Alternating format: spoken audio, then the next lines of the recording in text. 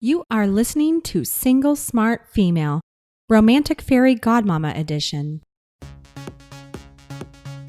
Today's show is brought to you by thelovesickcure.com. Does your love life suck because you can't move on from the idea of him?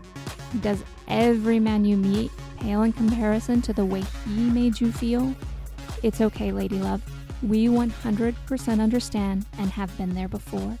Whether you'd like the opportunity to get him back or to completely move on, we know this only happens when you cure your heartbreak and love sickness.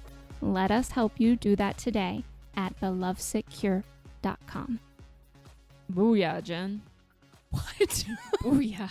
Whoa. Booyah. That's my code for I hit record. Which means you're on air. Oh, hey ladies. And I'm on air. It's so great to hear from you or talk to you, really. Because Hey, I guess we're not a girl. Hola, bonita. It is Gen 1 with Gen 2, which makes us Gen squared. Your romantic fairy godmama is coming to you today with a topic, which is a really good topic, and I know a lot of women are going to be listening to this. Yes. So let me get the topic. Make sure I read it right. What to do when he doesn't want to date you anymore. Eek. When he no longer wants to date you. Yes. Yeah, it's a yucky feeling. We all know that. It is. And it's the majority reason of why women end up on my virtual doorstep. Yes. Because it feels bad and you don't want to feel bad. Mm-hmm. So we are primarily talking today about women who have been told that he no longer wants to date, but you can kind of include this if you haven't heard from him, if he's gone MIA, things like that. But it's primarily we're addressing that scenario. Right. With that said, Jen, go. Jen, go. Well, first of all, I think that there's kind of stages we go through, right when we get some form of rejection like this. And immediately you're going to be hurt.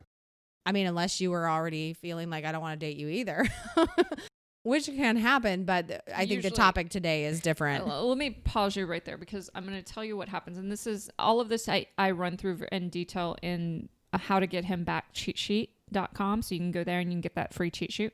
What happens is, okay, we women really thrive in being desired, even though a lot of us don't acknowledge that. So even if you were thinking, for most women, if you were thinking that you didn't really want to be with him again, and then he steps into that and cuts it off between the two of you, that presses a oh my fucking God button on us. Agreed. You're like, really? What the fuck? What do you mean you don't want me? And then all of a sudden you want him intensely because he doesn't want you anymore. So yeah. There, keep going, but I just want to make that very clear. Like, I have done that, and I thought, what the hell? What are you talking about? Yeah, and then you go, what? Really? Why would you not want me? Yeah, and then all of a sudden you have this. You start thinking about him incessantly, and yeah. The other version of this, of course, is that women are already thinking about him incessantly, and that ends up pushing him away and saying, hey, right. I don't want to date you anymore, because as we've learned time and time again, men who have not decided that you're the one yet they can't handle being the recipient of your undivided romantic attention. Right. So let's just say that you received the note, or somehow he told you that he did not want to continue seeing you. Yeah, it's crushing. It feels bad. It is rejection. It feels like an icky rejection feeling.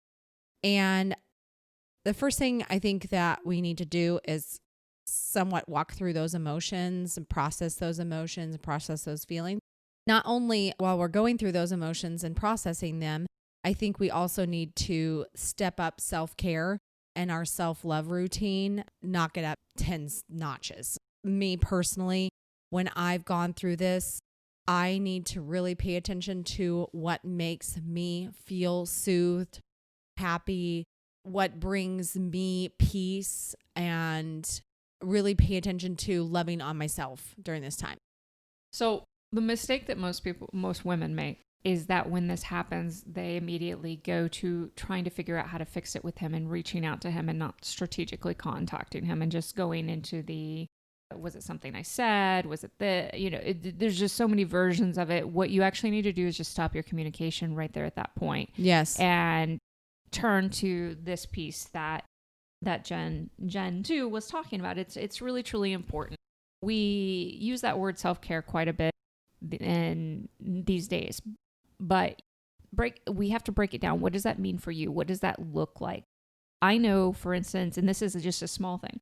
For instance, when I need to be comforted, I like to put a blanket into the dryer, make it really warm, and wrap myself in it, and turn off the TV and just turn down the lights and just let my mind process.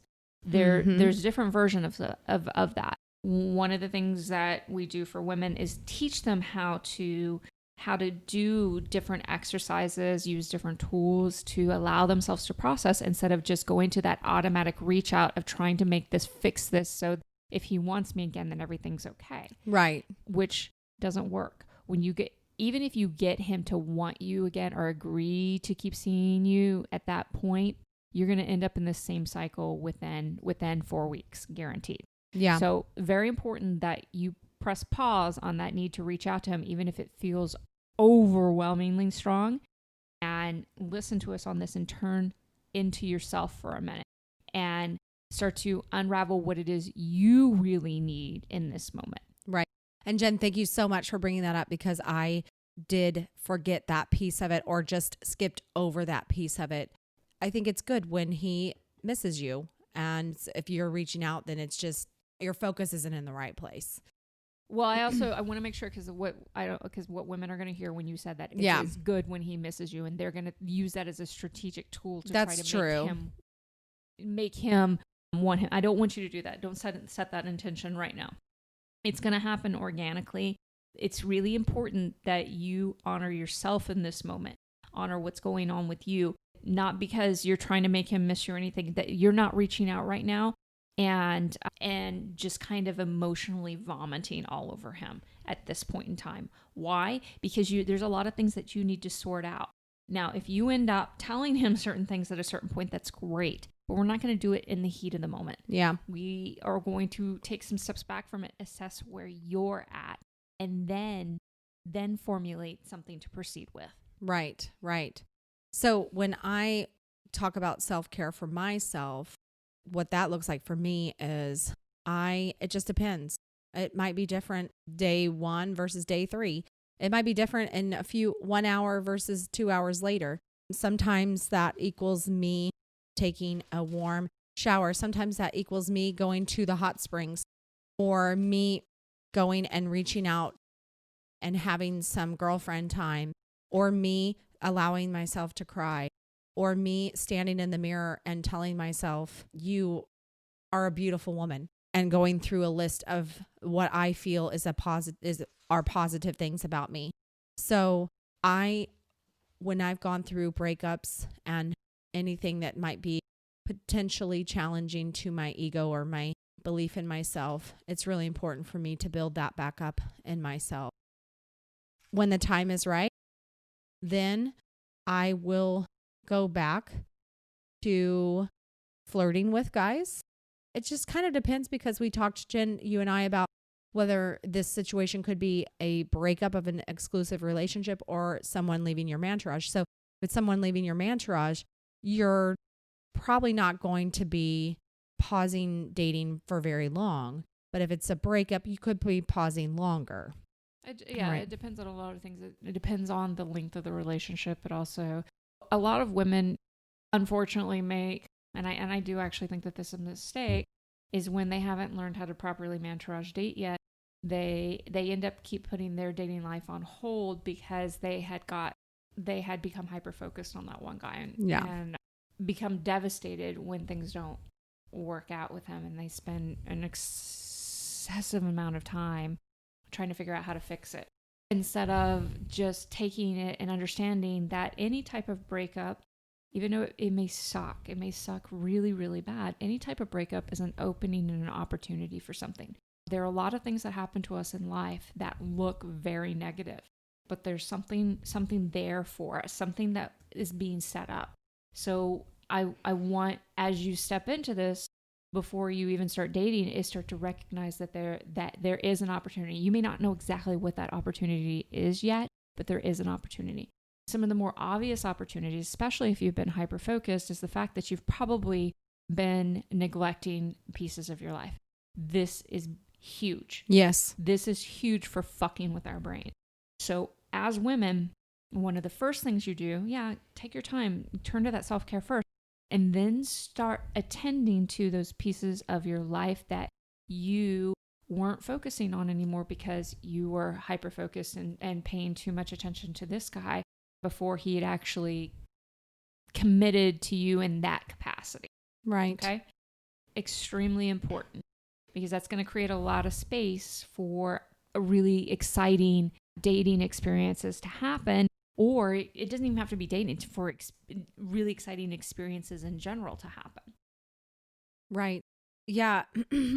I like to look at it as I'm going to do the things that light me up. And in all honesty, there's a significant number for me. I'm not sure if that's unusual or not, but it's not unusual. Okay, good. Yeah, I mean, because I love everything. But ambitious women usually are very creative and have, even though they may not know they're creative, but they have a lot of things that excite them in life. Yeah. So I dive into that, and then I start practicing. I start, getting back into my mantrage dating. And if I'm feeling a little bit vulnerable, maybe I start small and I start looking men in the eye out in public while I'm just walking around. I'm not necessarily trying to date them, but I'm just starting to build my courage back up. So, and then I start flirting and get back on the horse. So much. Yeehaw, giddy up, mama. Just kidding. I love bugging you. I don't want to date a horse. It lights me up when I bug you. Okay. No, I'm kidding. I thought you were going to say it lights you up when you date horses. No. Another topic completely. Ew. That is not a topic we're ever going to discuss, FYI. So there are some intricacies in this, and this can be a very personalized situation, but the really important piece is to understand and step into the fact that there's an incredible opportunity happening here for you, regardless of how horrible it feels in the moment. And to also recognize, if you even want an opportunity for this to work out, that hyper focus that might have existed, the pushing on him for reconciliation, the trying to force an outcome with him, isn't going to work the way that you want. You might get some short-term resolution, but long-term, it's going to be hell to try to repair, and you're going to be in the exact same situation again. So it's perfectly okay for you to take this time to turn inward and then redevise what you want to do with your love life, what you want it to look like, and then learn how to mantra-rush date. Again, you can go and I can start helping you with this by starting with, I forgot the name. Your free mantrage dating.com? No.